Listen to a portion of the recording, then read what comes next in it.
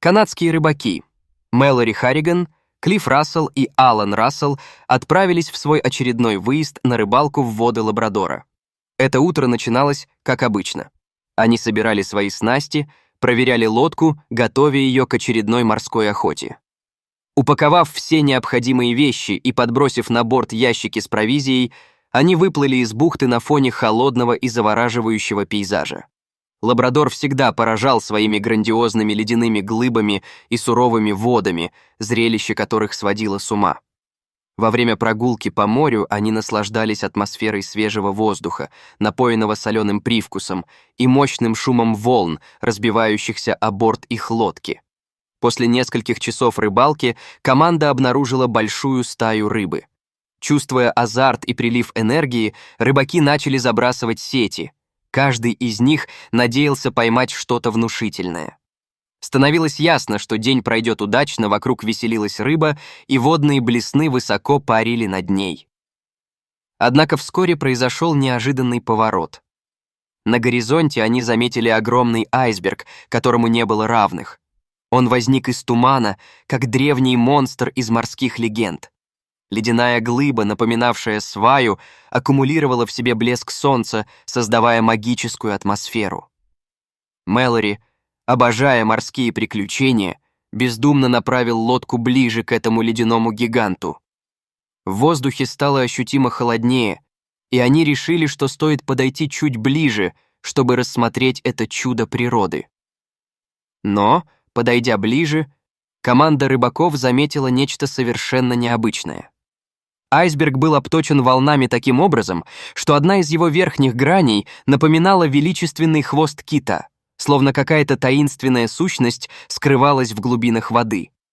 На этом китовом хвосте находилась небольшая фигурка. Рыбаки переглянулись, пытаясь понять, что это. «Смотрите, что-то там движется!» — воскликнул Алан, указывая на вершину айсберга. Но чем ближе они подходили, тем яснее становилось, что это не тюлень, как обычно предполагали, а нечто гораздо более редкое. На самом деле, это оказался писец, малый, но смелый северный полярный лис, стоящий на краю своего ледяного острова, отчаянно оглядывающийся и ожидающий спасения. «Неужели это действительно писец?» — удивился Клифф, уставившись в бинокль. «Что он делает так далеко от суши? Этот мелкий правда обречен!» Писец, испуганный и дрожащий, явно чувствовал угрозу. По мере приближения лодки его испуганные глаза расширялись, а первое инстинктивное желание спрыгнуть вниз, чтобы спастись, только разжигало панику. Кругом кружили голодные чайки, которые жаждали улова. Они сбивались в стаи, каркая и угрожая, словно повторяя: «Мы твои враги, возвращайся». «Если мы его не спасем, у него, похоже, не осталось шансов», — вздохнул Мэлори, осматриваясь вокруг.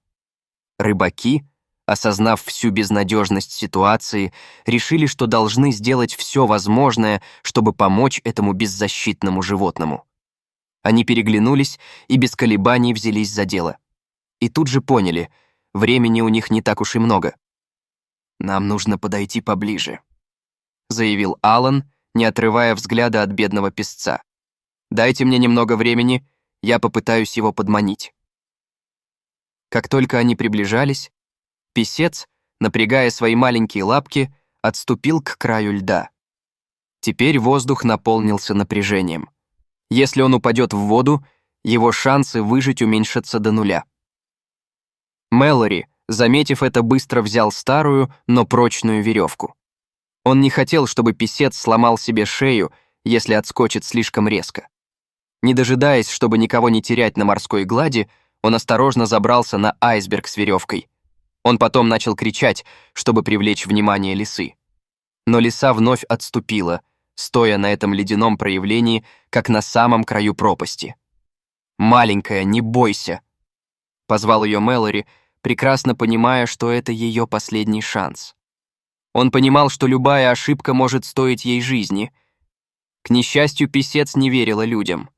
Несмотря на его призывы, она отчаянно дрожала, не делая даже одного шага к ним. «У нас не остается другого выбора», — резюмировал Клифф, поднимаясь к бортам лодки. Мы должны сломать кусок льда. Сейчас, собравшись, они прошли в одну сторону, кружа вокруг, они начали поочередно ломать некоторые части айсберга, пытаясь возвратить лисицу к ним. Действуя быстро и осторожно, они начали освобождать ледовые куски, наталкиваясь на трудности и холод. Каждый треск резонировал эхо на поверхности. Они понимали, что даже такими методами не гарантируют свою надежность, к тому же лед все меньше выдерживал их присутствие. Благодаря упорным усилиям настал момент, когда писец, прижавшись к краю, явно почувствовал некоторую безопасность. Рыбаки, наконец, смогли благополучно перенести ее в лодку и оставить в удобном ящике.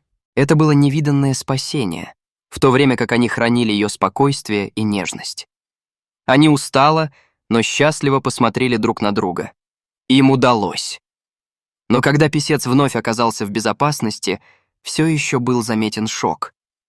Она лежала неподвижно, как будто все это время спала, но по ее глазам было видно, что она осталась в страхе. Изможденная маленькая лисичка выглядела истощенной, но все равно оставалась величественной. «Как же она могла оказаться там?» — шептал Мэлори, разглядывая ее. Первый час в ящике прошло, а лиса не шевелилась. Рыбаки согласились, что, вероятно, ей нужно время, чтобы адаптироваться. Ведь как много она пережила, будучи среди льдов и под угрозой голодных чаек. Прошло несколько часов, прежде чем писец наконец начала двигаться. Мэлори, заподозрив что-то необычное, поднес к ящику 2 сосиски. Лиса настороженно посмотрела на рыбаков, а затем на пищу, которая так и манила ее. Но даже это не дало ей уверенности в своих действиях. Может быть, она не знала, что еда — это нормально, подумал Клифф вслух, наблюдая за ее настороженным взглядом, как бы тестируя эту малую порцию на дельный подход. С каждым мгновением в ее глазах просвечивало исследование и интерес. Она, наконец, подошла к ящику и, наконец, собравшись с силами, осторожно укусила сосиску. Когда лиса, наконец, осмелилась отведать сосиску, трудности прежней жизни казались слишком далекими. Наблюдая, как она поедает свою пищу, мужчины радовались, как маленькие дети. Это был момент настоящего освобождения, когда проклятие страха покинуло ее. По мере того, как писец понемногу справлялся, они начали чувствовать, что она начинает доверять им. Лисичка постепенно становилась более уверенной. И вскоре уверенность сменилась на доверие. Они кормили ее по нескольку раз в день, наблюдая, как силы возвращаются к ней, как будто в ее глазах заклеивались огонь, верное отражение будущего. Когда лодка снова подошла к берегу, Мэлори и его друзья понимают, что это лишь начало новой жизни для их героической лисицы. Они решили, что место для ее нового дома должно быть выбрано с заботой. Они выбрали старую хижину на краю бухты Уильяма, окруженную прекрасной природой и уютной территорией, куда писец мог бы уединиться и стать частью нового мира. День за днем рыбаку приходили в эту хижину, оставляя для своего маленького друга еду. Писец оказался настоящим маленьким подарком судьбы для рыбаков, но и для самого себя. Как правило, она всегда ждала их с радостью, словно собака, ликуя при каждом шаге своих спасителей, когда они снова приходили. Тем не менее, лисичка также оставалась преданной своим рыбакам, которые все более по собственному опыту понимали, что природа создает тех, кто выживает, настоящий урок о взаимопомощи. Как это сейчас повелось, выходя на рыбалку вместе с друзьями, Мэлори не только заботился о своей улове, но и помнил о своем маленьком друге. Каждый свой выезд он стремился посетить ее и восхищаться тем, как сильно она успела адаптироваться. Вернув домой, он делился своими впечатлениями с друзьями и семьей, рассказывая о том, как маленькая лисица стали символом враждебных, но все же удивительных природных условий. Прошло несколько месяцев. Писец уверенно преодолела свои страхи и стала жизненно важной частью всей округа, обретя белую шубку, олицетворяя себе природу лабрадора. Каждый вздох, каждое движение привносили жизни новые краски и эмоции. Ее история стала источником вдохновения для многих местных жителей и туристов, сплетающей нить между ними и необъятной природой.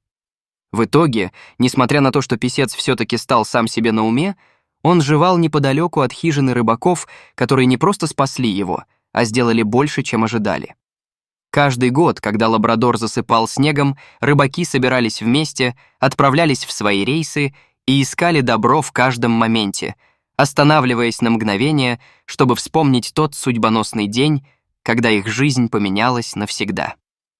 Дорогие друзья, если вам понравилась эта история о теплоте дружбы, взаимопомощи и о том, как даже самые маленькие создания могут изменить наши сердца, не забудьте поставить лайк и подписаться на наш канал, чтобы не пропустить еще больше удивительных историй о человеке и природе.